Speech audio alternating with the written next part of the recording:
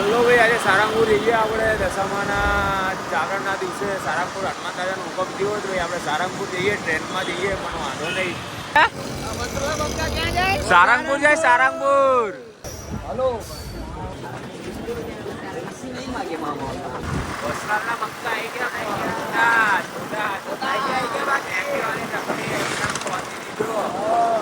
સારંગપુર જઈએ આપણે, તમને બતાવું ભાઈ દાદા મૂર્તિ દર્શન કરાવું. મસ્ત મસ્ત.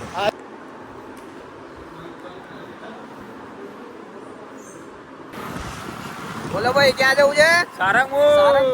હનુમાન દાદાની જય. સારંગપુર આપણે બોલાવો આવ્યો હનુમાન દાદાનો એટલે જવું પડે.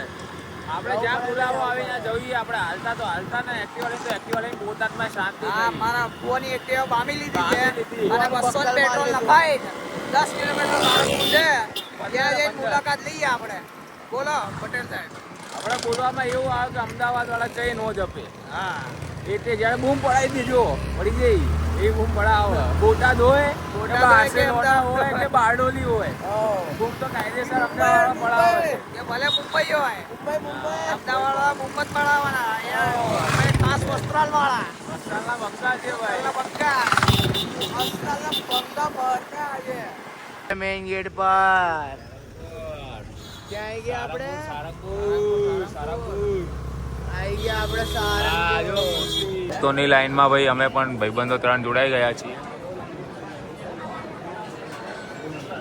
દર્શન કરીને તમને બતાવીએ આગળનો.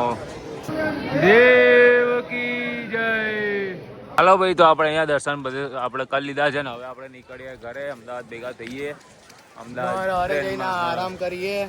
થાકી ગયા એમ તો વાંધો નહીં, પણ જો આ રહ્યું મંદિર, છેલ્લી બાકીના દર્શન કરી લો. જય શ્રી રામ. અને આ રહી આપણા હનુમાન દાદાની મૂર્તિ. જય સિયારામ. મળીએ તો નવા બીજા બ્લોગમાં. આવી ગઈ છે ને આપણે જઈએ, આપણે સારંગપુર જઈએ ભાઈ. આ બે ભાઈઓ, આ બીજો ભાઈ અંદર જતો રહ્યો. આપણે જઈએ સારંગપુર જઈએ, હનુમાન દાદા બોલાયેલા દર્શન કરવા માટે. બરોબર, જો આપણે આ ટ્રેન આવી ગઈ છે. તમને જઈએ એટલે મંદિર બતાવું મજબૂતમાં. હે સારંગપુર જાય, સારંગપુર, સારંગપુર.